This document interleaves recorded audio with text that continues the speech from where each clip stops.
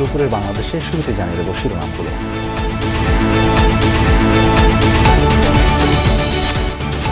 আবারও ডিমের বাজার লাগামহীন, দাম নির্ধারণ করে দিচ্ছে ব্যবসায়ী সমিতি। বৃষ্টি প্লাবনের অজুহাতে রাজধানীতে সবজির দাম চড়া, স্বস্তি নেই মাছে। দাবি আদায়ের নামে আন্দোলনের চাপে রাখা হয়েছিল অন্তর্বর্তী সরকারকে, অভিযোগ সাবেক উপদেষ্টাদের। গণভোট নিয়ে বিএনপির মনোভাব প্রকাশ পেলে ভিন্ন হতো রাজনৈতিক প্রেক্ষাপট।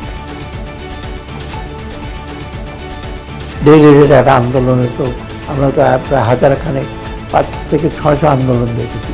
আমরা তখন টের পেয়েছি যে এটার পিছনে ডেফিনেটলি প্রেশার গ্রুপ আছে। অনেক সময় আমরা সচিবালয়ে দেখতাম যে আমরা 5টা বেজে গেছে, বেরোতে পারছি না, কারণ নিচে আন্দোলন হচ্ছে।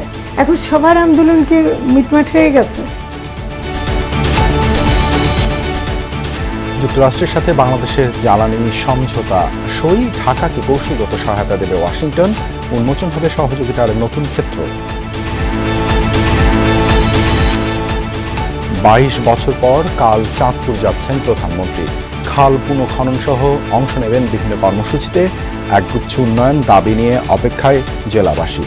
চাঁদপুরে একটা যদি ইপিজেড তৈরি করে দেয়, তাহলে চাঁদপুরে যে লক্ষ লক্ষ বেকার সংখ্যা, সে বেকার সংখ্যাটা দূর হবে। আন্দোলন করলে আমরা কৃষি যারা আছি তারা উন্নত হমু, কারণ পানি দিতে পারমু। ইরান ইস্যুতে দুদেশের অবস্থান অভিন্ন। জিনপিংয়ের সাথে দ্বিতীয় দফায় বৈঠক শেষে জানালেন ট্রাম্প, মাইলফলক আখ্যা দিলেন চীনের রাষ্ট্রপ্রধান।